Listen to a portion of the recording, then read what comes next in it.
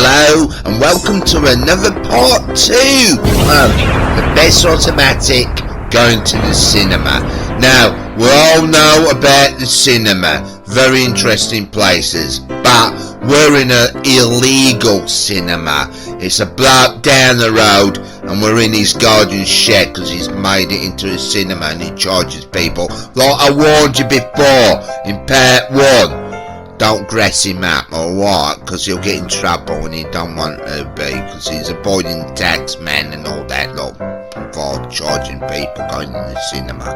You're just rambling, alright, yeah, we're in the cinema and we're watching a certain movie called Hired to Kill, and it's all about a group of ladies, what are like military ladies. They've been trained to, model clothes and is that all you got in your head about stuff like that? Well, you knew better than you and Captain Know-It-All when you were talking about bleeding curtains and doors for yachts. No, it wasn't my fault, it's just a good possibility. Oh yeah, I said I was bleeding arguing. Let's get on with part 2, because we left it at a climax and I want to bleeding know. How would you want to know? Because you already know. You've already seen the movie and you said you didn't understand it. Yeah, well certain bits I didn't get, so that's why you two were watching it. Yeah, because he's paid for me to watch this movie, and as long as you don't tell my mum. Alright, let's have enough introduction and all that lot. Alright, let's get on with the movie. So, we left it like this lady was getting, murdered by one of her own team members. She was killing her, and all because it got round to talking about, quickies. I mean, that form of fighting. Quickies don't mean form of fighting, it means something else. Well, you haven't bloody told me, have you, what it means? It's a little bit, on a sensitive, subject. And with you, Mr. Captain Pervert, it's not wise to be really saying stuff to you like that. What do you mean? Well, I just don't want it. Now, let's get on with the movie. So, all of a sudden, our character, Brian, right? He comes along, picks her up by the scruff of her hair, and pulls her out of the swimming pool. And he says this to her.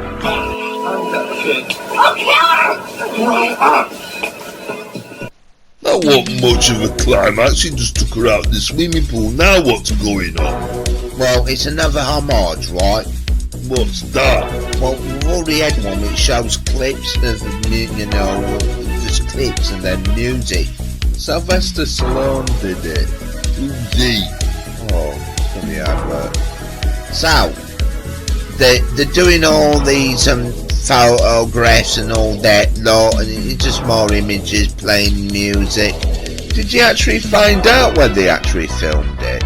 Well, the director does actually say where it was filmed. The truth of the matter is that in every movie there is love stories and there is dramas. You like people, you hate people, you love people, you don't care about people. But nothing in the happy company of actors and crew, Greeks and Americans alike, on the island of Corfu. So why didn't they just say it from Corfu then? No, they had to pretend it was a different country. I mean, you think about, Oliver Reed in charge of Corfu? No, he couldn't even, Corfu couldn't even handle all the alcohol there, could they, for a week's worth for Oliver being there in charge of it and all that lot. Whatever. Initially, the script was written for a Latin American country, but as we went to rewrites and rewrites and rewrites, and as we got Peter Rader, the director of Grandmother's House, involved in it, we decided to make it in a fictitious country called Cyprus. Nothing to do with Cyprus.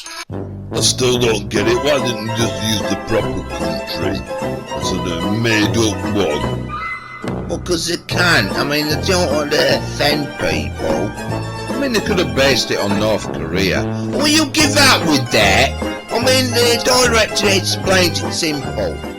Hi, I'm Nico Mastorakis, director, not extraordinaire, but really busy and prolific, as some people have called me. Hard to Kill was meant to be a kind of Magnificent Seven with women. Therefore, the first order of the day was, what else? To write a script around the theme.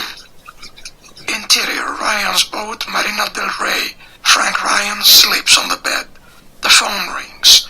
Ryan peels open an angry eye, fumbles for something beneath his pillow. The phone rings again and again. Ryan pulls out a 45er from under the pillow and rolls over and fires. The phone explodes.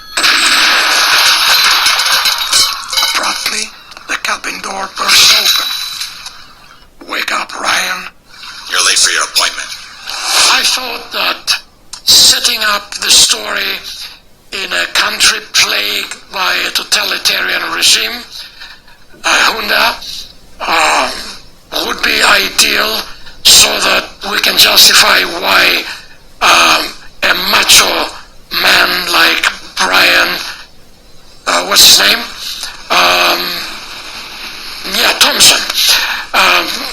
By the way, Brian Thompson, the star of the movie, at the time was my son-in-law and the father of my grandkids. That in parentheses. So, in order for us to make it believable, we decided to make Brian from a macho commando to a very feminine, gay fashion designer. And the story started as follows. What the hell was all that about? Well, you explained about the country. Yeah, but the thing is, though, the actual director didn't know his son-in-law's name.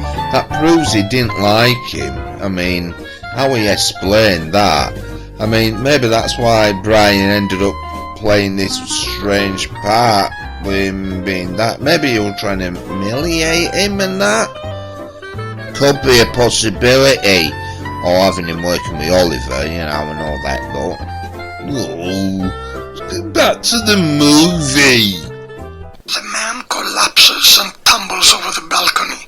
He lands in a bloody heap in front of the cars. Silence. Then a woman runs out of the house screaming hysterically. The man's killers grab the crying woman violently, drag her away from the corpse, and restrain her as two other men hoist the body and pull it into the back seat of a car. Cyprus was dominated by a ruthless dictator, and we had to cast that tyrant.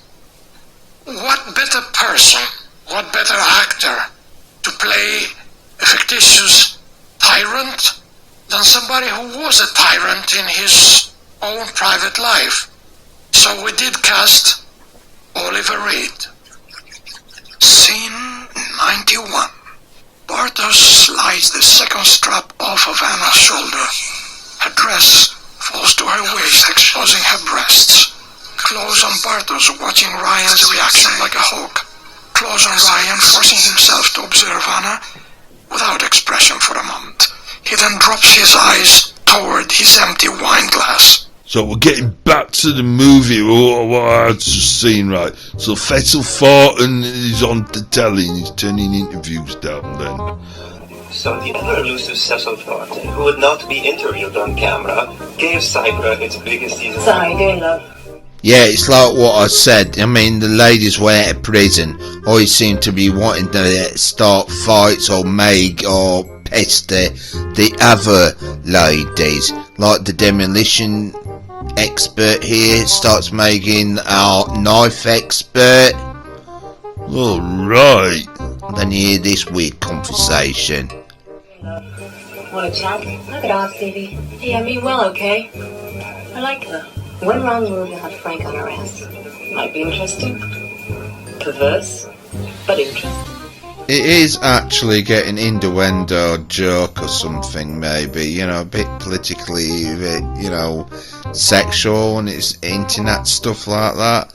Well, yeah, it does, but at least the movie gets like James Bond there. You are? Well, that's like Bond, right? Because, you know, because our hero, you know, Ryan, right, Mr. Fessel Thornton in disguise, right, he's like dressed up like Bond and all that lot. Right. Why is he dressed like Bond? He looks like a waiter. Is James Bond a waiter then? No, he wears a tuxedo and that's his uniform. You know him, somebody's Bond, he's got a tuxedo. What? Bravo. Bravo.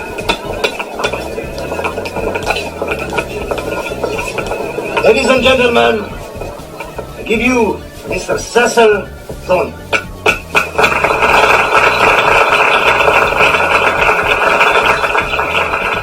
I don't get it. He's Fessel Thornton. He's a fashion designer.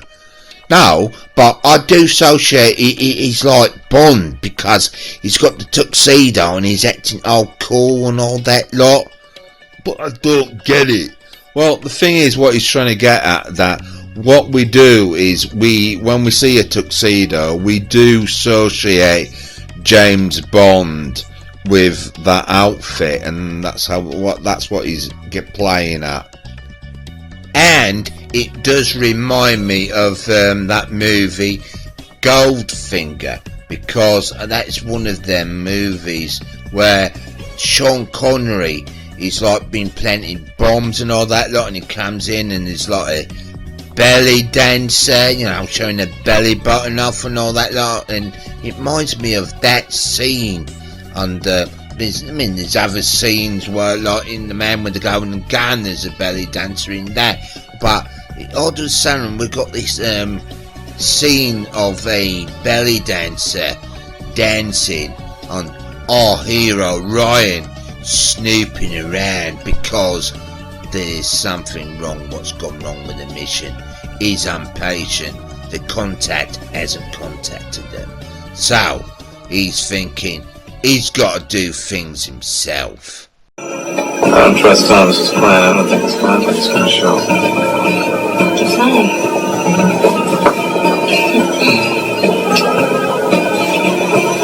Just doing my job. What do you think happened? Maybe the death squad's got it. What if he talked? If he talked, we'd all be dead right now. So what's the plan then? I'm going to do some walking. You keep an eye on Bardos. Be careful. Yeah, I can see the inspiration, the way they got the idea. You know, it is like a form of imitating James Bond, isn't it? Yeah, that's what I'm trying to get at. I mean, yeah, there's so many familiar scenes, isn't there? I mean, it's a little bit odd, but it does throw you off. I mean, yeah, you get like this sneaky security man keeping the eye, but the devious, you know, seventh model follows him as well, and it's just like a great big build-up, isn't it? Well, yeah, the hesitation, you're having this flashback of going back to the belly dancer. You're seeing, you know, Fessel Thornton just roaming around the place because he's just left it, just, you know, odd that he hasn't got no contact. So what is he going to do? Go into Oliver Reed's office, but what's he hoping to achieve? I mean, yeah, that is one thing what, you know, gets me, you know, because it was just the hesitation of build up though, wasn't it? Well, yeah. Yeah, but the thing is, though, because, you know, I don't know Bond, but I gather, you know, it's something to do with sneaking about and that. Well, yeah, James Bond's a spy, and that's what he tends to do, you know, when he gets, like, you know, caught with bad guys, and he's always sneaking about and finding out the devious plans and all that lot. And that's what it sort of reminds me of, that, there he is, hoping to get some information to foil the bad guy and his, plans, because obviously he's looking out for that, that old guy's been held and all that lot. So, we're thinking that, but it's just such a big build-up that, it just seems funny that, he gets caught, doesn't it? Yeah, but, it's not that bad, is it? Well, no, but it was a big tense moment, though, wasn't it? Well, yeah. Can we help you, Mr. Poison? This isn't the bathroom, is it? Was that meant to be funny, that? Well, yeah, it's sort of a reference of, old TV series and movies, a bit like Bond as well. I mean, they infiltrate someone's posh party, and they go spying, and they might get caught, and they always say, oh, is this where the bathroom is? And, it's maybe that sort of humour. I still don't get it. You mean all these other programs come out with the same joke then? Well, yeah, and that was maybe funny. Right, it seems a lame excuse. I mean, what's he gonna do? Have a wee in his drawer? Or have a poo or something? Does he think this bad guy's got like a commode seat or something? No, don't get so technical. It's meant to be a bloody joke, innit? Mr. Bartos' private study. You regard it very dangerous for intruders. Yeah, well, it seems a lame excuse. Yeah, well, the thing is, though, it has been building up for this tension that he's been caught. How was he going to talk his way out of it? And we get this. So what are you gonna do? Shoot me? I don't know, he just comes straight out with the point, doesn't he? You underestimate Bartos, Mr. Ryan. He may be a megalomaniac, but he's not a fool. He would never keep vital secrets in such an obvious place. This is where we get our big reveal. It's a big spoiler. I was the first to look. You're Thomas's contact? So that's quite a big reveal, isn't it? You were lucky then, weren't he? They want baddies. Well, yeah, it does prove, well, it does prove if Brian Thompson was James Bond, he'd be rubbish as James Bond because he gets caught, wouldn't he? Well, yeah. I was told you were a professional, Mr. Ryan. What the hell are you doing risking your company this? You're late. He ain't wise, is he? He's quite impatient. Why didn't you just wait for the contact to contact him? Or why didn't she mention anything? Well, it's a movie, isn't it? That's why. I can't sit around this country forever. And what the hell are you doing risking yours? Yeah, I think they had to do it that way because the movie would have dragged out if they'd been so cautious that the movie wouldn't have moved on. They wouldn't contact each other. So he had to do something reckless like that, didn't he? Well, there's a good possibility, yeah. Thanks for explaining that. I had to be sure before I made my move. Bartos is always watching. Yeah, but the thing is, she's actually the girlfriend of the bad guy. Well, yeah. And don't worry about my cover. It's true what they say about love being blind. The smartest and most powerful are the most vulnerable. Yeah, but what about that guy holding the gun on him? Who's he? This is Lewis. He's with us. So what's next? So what's gonna happen next then? Well, she takes them all to a fortune teller. What? Well, you did ask, didn't you? Time to tell the future, Tara. Our brother is the future. The future is the revolution. It is bizarre that they go to a fortune teller and she mentions a revolution. But there's a reason why. Hola, Kamana. Ladies, meet our inside man. So all the team of ladies have been introduced to their contact now, and now it's the part where they actually discuss about the plan. Alright, what's the story? Rochester is moving the brother tomorrow. So far, he's had to keep him in prisons where no one would know. But because of the fear of revolution and recent unrest in the army, the decision was made to move him to a new high-security prison. Yeah, that's the main mission, isn't it? To save that old man, isn't it? Because it did it at the beginning of the movie, they mentioned about him, isn't it? Yeah, that's right. How sure are you? Anna intercepted a phone call to Bartos last Sunday. It is the only thing we have. Well, it's quite handy we're sleeping with the enemy, that she gets all to know all that information, isn't it? We need to keep the move quiet, so they won't use a lot of men. We guess 30, 40. So the guy's only getting escorted by a small army then? Yeah, the reason is that not many people pay attention to it. That, you know, it's a good excuse for a low-budget movie to have not so many big armies in it and all that lot. Right. They will travel night and rest during the day.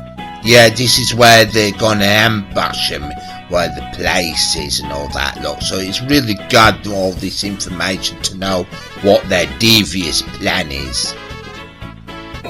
They will have to spend one night here, in this old fortress, in abandoned military installations. This is where it will be easy to get.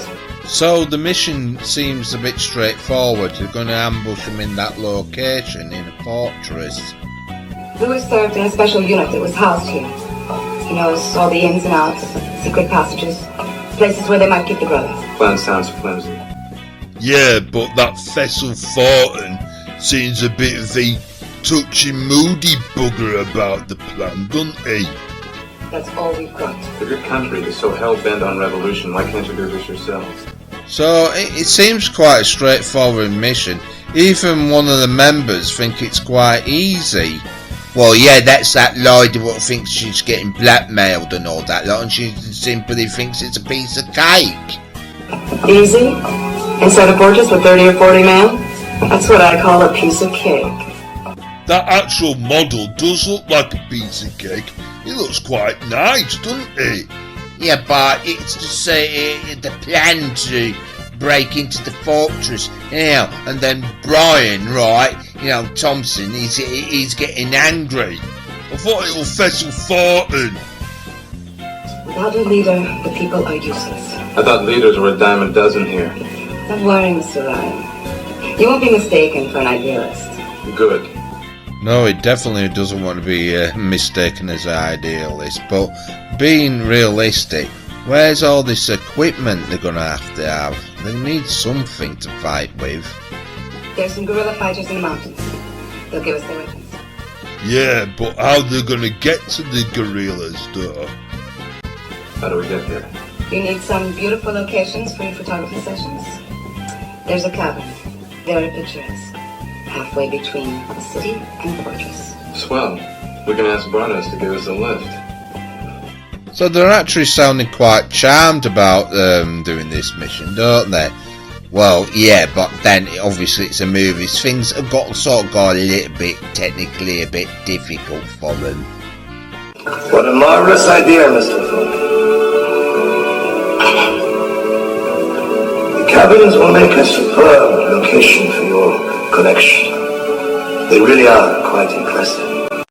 Oh dear, this isn't a good sign, is it? Oliver's actually drinking. Well, yeah, it gets a little bit worse later on in the movie. Credit Anna with the idea. I was only looking for a unique background. Unique they are. In the morning I shall instruct my secretary to keep the cabins open for the entire day. I mean, you'd be thinking their plan's a bit devious, having him giving them a sort of a ride out to this location. But it is Oliver, and you know, things sort of happened. Alright, we'll find out, won't we? Darling, can you spare Lewis for the day? Certainly. But I'm not sure that will be sufficient. Mr. Thornton, if you don't mind too much, I should like to send some hand-picked men with you. Since they know the area well and you will be staying in a town nearby, they can supply you with anything you might need. Thank you. I'm in your debt. So, what was the problem then? Well, he's sending some hand-picked men to go with him, so obviously they got a few soldiers or some people to go with him, so they weren't expecting all that, were they? Oh yeah, I got it now. You fascinate me, Mr. Thornton. In what way, Mr. Bartos? In the way that you surround your whole life with beautiful women, but you never reveal yourself of their delights. Yeah, this is a bit of the movie. I got a little bit confused, but it seems like Oliver is trying to sort of like interrogate him about his sexuality. Yeah, it does seem like it's going that way, doesn't it? Because you can tell it's a very old movie and it's got its old vacuum values and all that lot. Forgive my naivety, but I find this very strange, very unusual. So did my parents. And yet you say you find my Anna very beautiful. Please forgive me, but my sensual tastes lie in other areas, so to speak. Yeah, Oliver is definitely trying to trip him up, trying to, you know, maybe he's a bit sus on, you know, he's making this, you know, his sexuality made up. Oh, that's a pity, Mr. Thornton. You see, men are too cruel, too violent. Their lovemaking has force. All by that? I think the actual director didn't like his son-in-law, did he? Well, yeah, you'd be thinking about this scene that was Oliver drunk on that scene, because the director does mention that they had some very great difficulty with Oliver, and was he really acting or was he having a bit of a dig at Brian and all that lot? It got very, you know, serious on set. Cypher was dominated by a ruthless dictator, and we had to cast that tyrant. What better person, what better actor to play a fictitious tyrant than somebody who was a tyrant in his own private life? So we did cast Oliver Reed. Scene 91. Bartos slides the second strap off of Anna's shoulder. Her dress falls to her waist, exposing her breasts. Close on Bartos, watching Ryan's reaction like a hawk. Close on Ryan, forcing himself to observe Anna without expression for a moment. He then drops his eyes toward his empty wine glass. Ryan looking up. Yes. Bartos in for the kill. And what would that be? Another glass of wine. Oliver is a horror story within an action story that Hired to Kill was. Initially, the title of the movie was Freedom or Death, but Hired to Kill was more commercial and more apropos with Brian Thompson's photograph with a big machine gun, which sold the picture internationally because at the time we made it, action movies were really hot and in big demand. The movie was made in the summer of '89 and was released initially by Paramount Video in 1990. At the time we shot the movie, Oliver Reed couldn't find work easily because his fame preceded him. They thought that he's impossible to deal with, that he gets drunk, that he's out of control, that he's violent with people, and everything that a director-producer like myself didn't want to have on the set. In the meantime, we had booked two magnificent actors that were also wonderful gentlemen. Actually, I would call Jose Ferrer and George Kennedy as the personification of the word gentleman. Then we came to Ollie, His brother, who dealt with us in the beginning, was very firm in assuring us that Ollie was cured for all his bad habits of the past, and he would be a wonderful man to have on the set. I wish that my memories from Oliver Reed could be as nice, but they are the extreme opposite. Oliver was getting drunk throughout the movie. Reports from the hotel said that he was having 2 bottles of champagne for breakfast. He would come to the set totally drunk or totally sober. So was the actor drunk all the time then, for real? Yes, he was. He was well known for being, a man for that establishment of detaining alcohol in his system. Right. Yeah, and this is the bit I understand, because he's trying to trip our Fessel Thornton if he's actual homosexual, and he tries another tactic. Obviously, he's just shown his girlfriend's breasts, and obviously you could tell by Brian Thompson he was having a right fair batches at him, Right. So Oliver does this.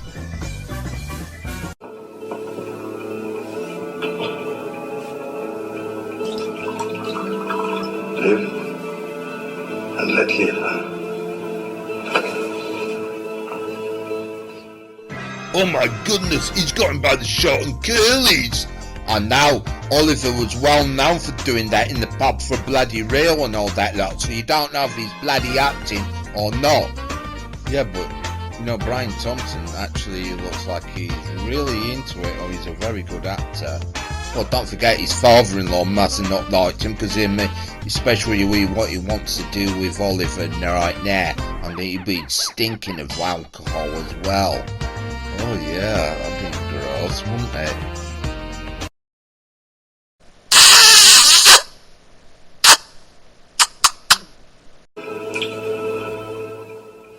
Wow, and that actor was married to the director's wife? Yeah, you're brave, kissing a girl with that great big bashing moustache and all. And another thing, stinking of rotting alcohol as well. Oh yeah, he's a fine actor, is that Brian Thompson, isn't he? If you have anything to say to me, now is the time. A few moments later. What the hell is happening now? Well, it's another homage, right? And it's one I've created. What? A few moments later. Why are you doing this? You gotta give it a homage, right? Them 2 actors didn't think could go the lazy way and get a couple of stamp men to do that action scene. What, kissing? Yeah, it's quite dangerous, this kissing, isn't it? I mean, you'd be thinking about it, would they actually go there? Well, yeah, I mean, to be a professional, to do that type of snogging and all that, look, you definitely got to go there. Go where? Well, to use your tongue, I wonder if they'd use their tongues. Well, I think they would do, wouldn't they, really? Well, yeah. So, yeah. A few moments later. Yeah, a few moments later, Brian does his love scene, right? Who with Sheila, his girlfriend? No, someone else. No way, he doesn't. With Oliver. Oh no, not with Oliver. I mean, this happens.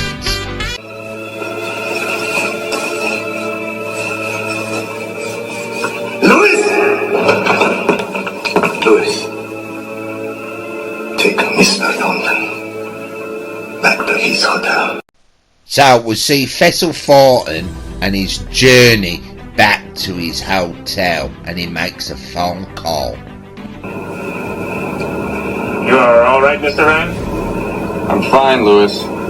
Pass me the phone. Be careful. It is Bud.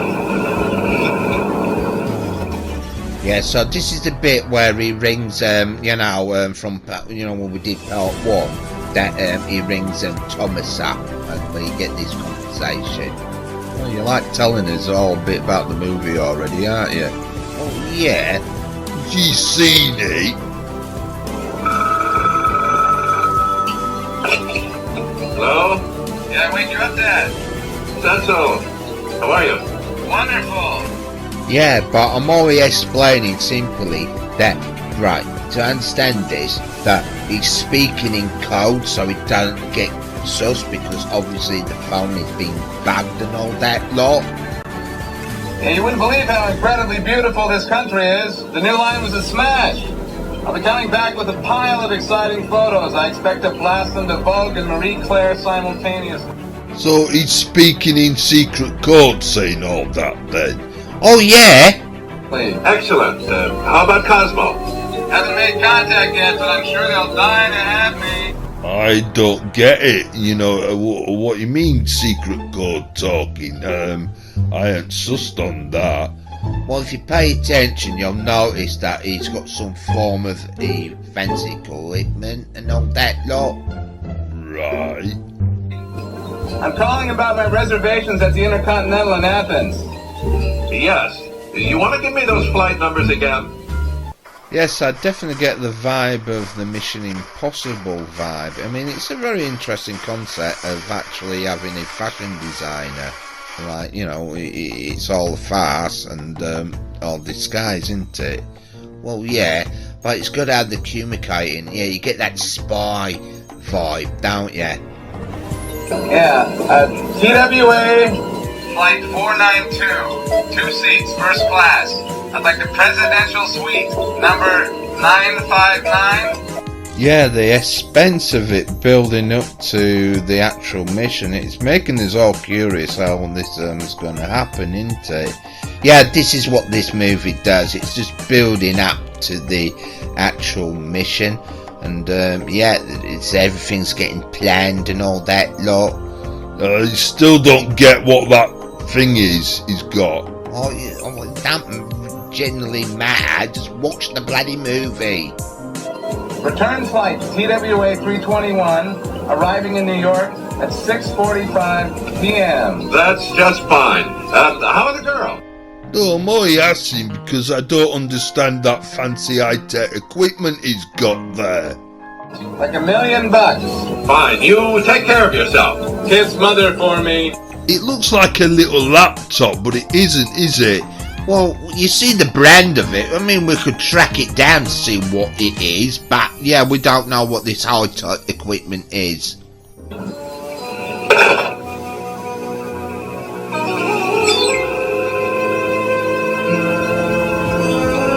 So, if you can remember going back when they all went to the to see the fortune teller, Ryan mentioned about going shopping and buying like some slingshots and that. You guys need to do some shopping. There's a couple slingshots and a few more serious pieces.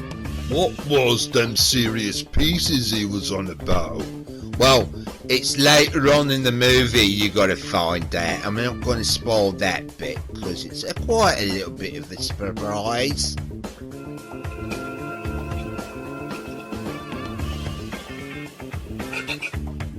Can you remember Miss Wells? This is Miss Wells.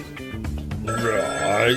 Well, she gets a phone call in her hotel room. Right, so what's so special about that? Well, it leaves you a bit mysterious because she sort of like wanders off and it gets their attention, playing with a slingshot, we've got these two ladies and they sort of follow her. Right. So why are you mentioning this then? Well, this is a bit where I got really confused about the movie. Why's that? Well, if you just watch this bit, it's like, I don't actually get it right. She's making a phone call, right? And these two ladies are very suspicious. Especially why she's making a phone call. Too many coins. Long distance, right? boyfriend back home, maybe. Why didn't she just use the phone in her room?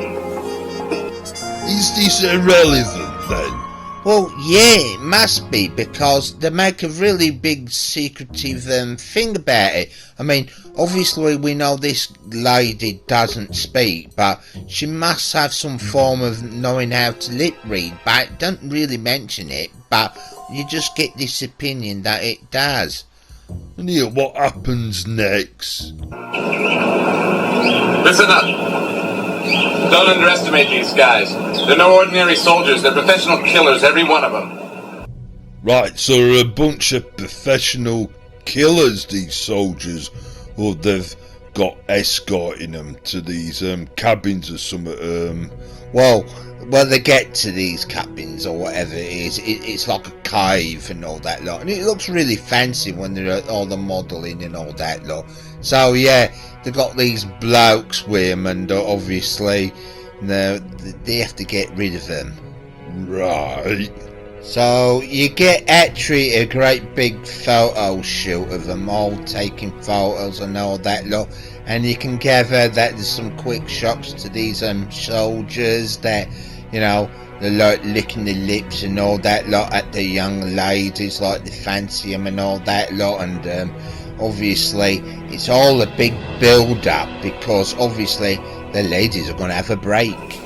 That's it, Joe. Take a break. 10 minutes.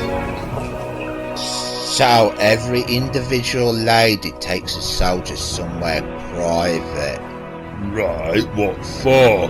Well, I think it's some form of flirting and all that lot, because they do some right weird chat lines and something like this. Come on, baby. You wanna play? I don't get it. It's not like they've got any toys down there or some interesting board games. I don't see anything. What does she mean by that? Maybe she wants to play mummies and daddies, or doctors and nurses. What's that? Well, how to play doctors and nurses, it's like, you show me yours, and I'll show you mine. What do you mean by that? Whoa, stop where you're going there, Captain Pervert. Alright, he's a bit, innocent, you don't have to be like that, keeping up the reputation of your name, aren't you? No, I'm not, you're just educating him, aren't I? Just let's get back to the movie. So how do you play doctors and nurses then? No, just leave it. Oh, is that how you play it? Like, give somebody an injury, so you like playing, like, making them better? Or stabbing them, or like, it's like a form of giving them an injection, isn't it? 'Cause when I go to, hospitals and that, they always give you a horrible needle and make you cry practically, don't they? Yeah, that's one really good reason. Yeah, they give you a little prick and all that lot, yeah. Look, just leave it, Yeah, but I can't help it. I've got that doctors and nurses in my head all of a sudden. Yeah, well, it's getting to a good moment now. They're all killing the soldiers, aren't they? Yeah, but he's still got me bleeding thinking about doctors and nurses. Are these people gonna play doctors and nurses with these soldiers and try to make them all better after they've hurt them and all that lot? Yeah, that's one good possibility, isn't it? Oh, you're a bit of a dopey mare, aren't you? What do you mean I'm a dopey mare? What do you mean? Look, just leave it. He means something else with the doctors and nurses and all that lot. So, yeah, this is a sad moment in the movie anyhow. What do you mean? Oh, don't spoil it, because you've seen it already.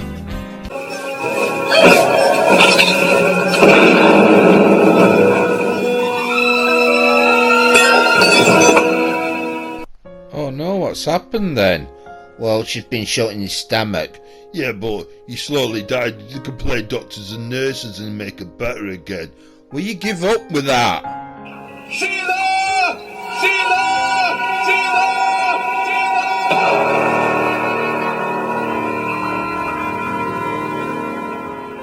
Oh no, that's quite sad. Yeah, it is. Yeah, well, if you got the hint that when she was training, she was a bit, she lost her edge and all that lot. So, it was a big clue that obviously, she didn't train very well, did she? Well, no, she didn't. So, alright. So what's happening now? Well, like Ryan says, they're all professional killers, them soldiers. And this soldier's gonna go sneaking up to them and get them all. Oh no, he's already killed Sheila. He's gonna kill more of them. Oh yeah, indeed.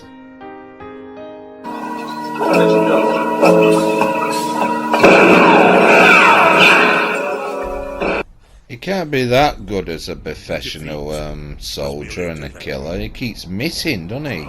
Oh yeah, he does. So he's going to run out of bullets, surely. Well, yeah, that's the funny thing about it. Professional soldier.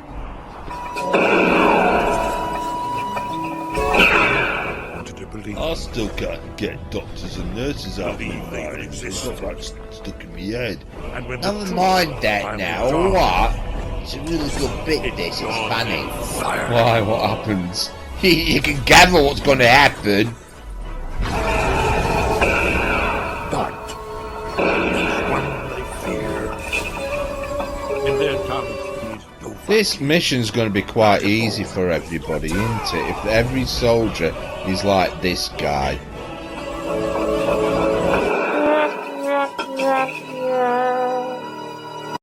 So what's happening now? Well, this is tearful and cryful, you get your hankies out and all that lot because, yeah, they managed to find time to bury Sheila and give her a good, lovely send-off, and Brian says, Goodbye, Sheila. We'll miss you. Yeah, but she got shot in the stomach. Don't people die very slowly and live maybe a couple of days before they die? like it's reality, ain't it? I think somebody gets shot and you die. You're still alive. Keep it that way. Yeah, it's quite tearful and all that lot. I know what Captain Gorgeous is on about. Yeah, in movies and that, if somebody gets shot in the stomach and starts slowly dying and all that lot. Yeah, I've seen it in like TV series like me mum watches and that. Yeah, they get shot in the tummy, they slowly die. They don't die straight away, not like Sheila did. Yeah, but we're getting technical now, aren't we? You lost a friend, I'm sorry. I lost a soldier, I can't afford that. And a mercenary spirit again, eh? That's what you're paying for, you're getting your money's worth. Yeah, we slowly forgot. Yeah, he has been hired to do a certain job, hasn't he? So, yeah, he's back to reality and he's a bit... You can tell he's upset that she's gone, but... There wasn't that much of a romance, was there? Well, there was, but, you know, well, she's gone there. Yeah, it's sad, but oh well. So, one thing I don't understand, why are they walking? We just saw him driving a white Land Rover, so why are they walking then? It doesn't explain. These are the Moravia Mountains. On the other side is rebel territory. We cross, we're safe. Seems a very long walk to these rebels, doesn't it? Yeah, and it doesn't help with Ryan starting on his members of staff with the ladies, like rubbing it in that he's better than them. I mean, they are going to ask him questions, very important one. That doesn't mean I won't be watching you. I don't think you're crazy enough to shoot me in the back, but if you give me funny ideas, remember, I'm faster and better. How do you know? I get the big bucks. Is that what he's going to be doing, rubbing it in that he gets loads of money? Because we all established he's been hired to kill, but that's his attitude with the ladies. Oh, it gets bleeding worse when they have this bleeding horrible situation that occurs. Well, don't be telling us everything. From now on, be very careful. The rebels have planted landmines. No one knows where. Oh, great. Now we're going to play leapfrog in a minefield. So the rebels have put landmines and they work for the rebels and they haven't got like some form of map telling them where all these landmines are? No, I mean, they're just going in that landmine field blind, and obviously you can expect one of their teammates is going to step on something very horrible. Oh no!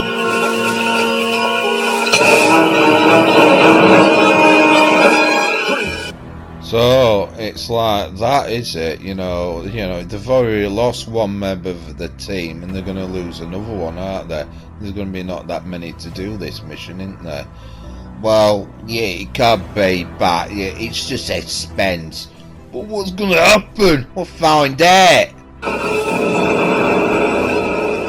Oh no! Little quiet little mouse, little knife throwing little Katrina's been blown up. She's dead.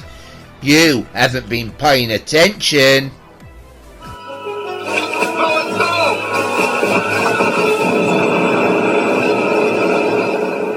I think Katrina and Lewis are having a bit of a romantic moment, but Ryan gets jealous and has a right terrible go at him. You what? Yeah, he does. That was stupid! Piece of pie. Piece of cake, schmuck. Yes, he's in a proper mood. He has actually saved a member of his team. He should be grateful.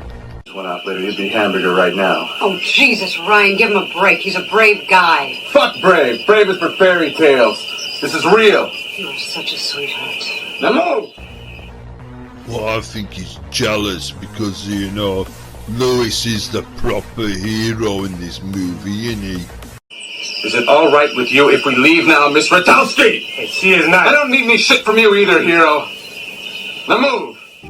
So they finally move on, and obviously you get this shot, as you all know, going to notice, that they actually turn up to the rebel base, and you can see how big it is and all that lot. Oh yeah, you can, yeah, there's a few big tents and that. Well, one big tent and a few little ones. Right, so this is the resistance then. Yeah, this is it, and obviously they're all getting their scram and all that food and all that lot. There's the fortune teller, getting everybody prepared for din-dins or tea or whatever. I mean, because they have their tea right late in the country, don't they? Well, yeah, they finish at 9, don't they? Yeah, so at 10 o'clock that'll be their tea time, won't it? Everything I have. Are you happy now? Not bad for a bunch of raghead rebels.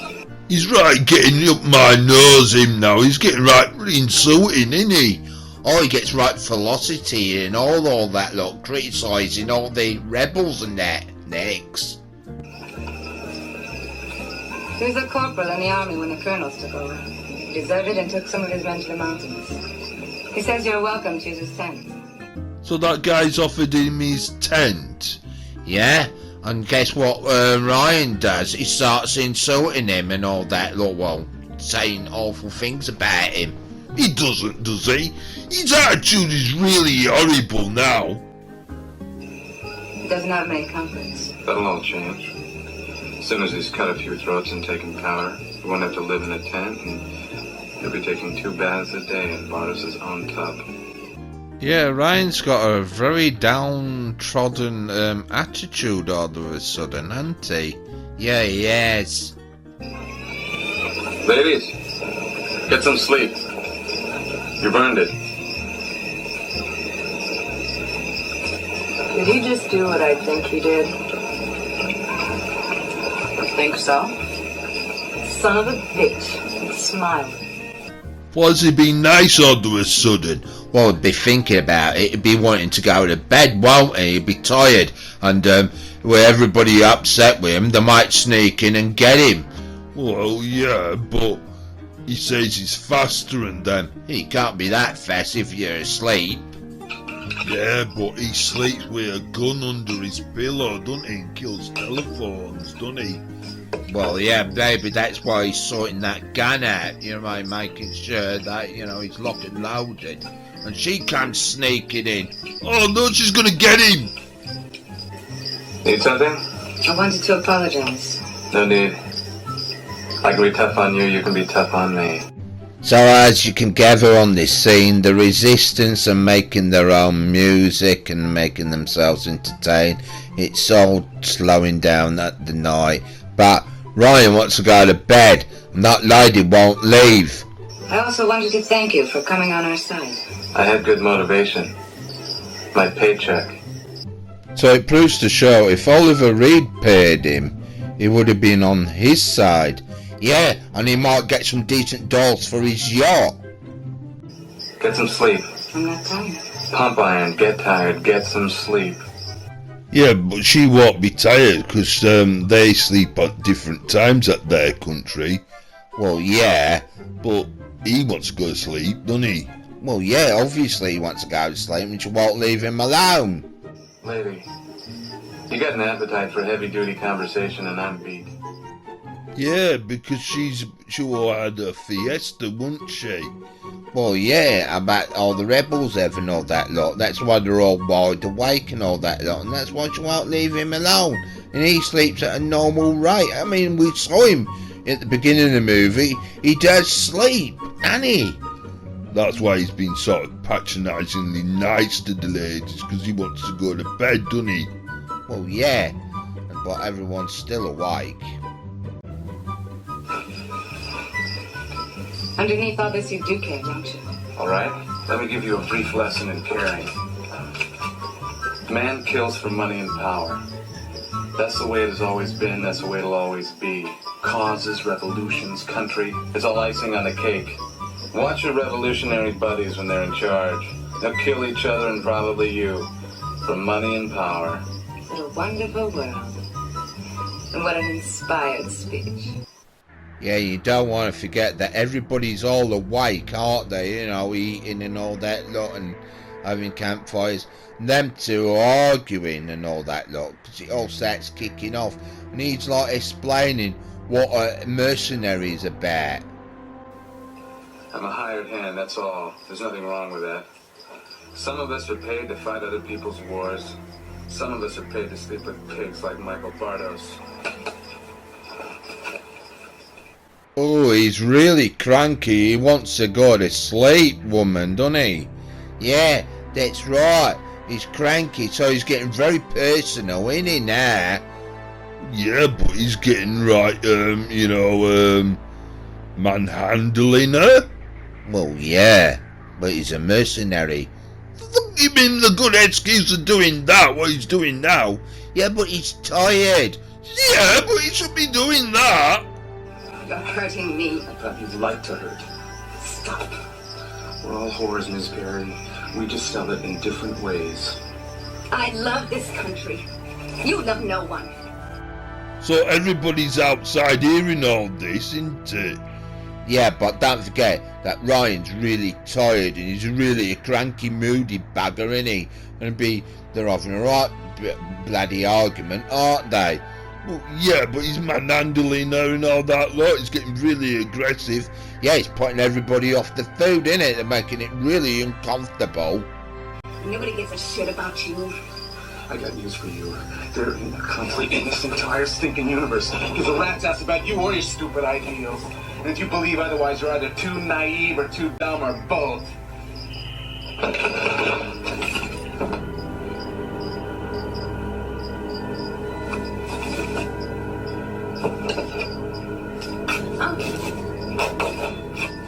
What the hell is happening? He just starts stabbing the clothes and all that lot. I think he's trying to do a Sean Connery in Goldfinger. He's trying to do what he did to Patsy McGraw and all that lot. You what? I haven't even seen that movie. It seems weird and perverted. It's wrong. Well, yeah, but this is how the movie went.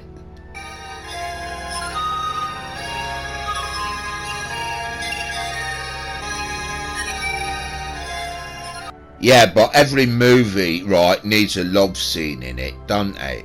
Don't call that a love scene. That's something else, you idiot. Don't call me an idiot, alright? Anyhow, they're off to do their mission now, and we'll have to see this on part 3, how it goes, alright? So we're ending the video.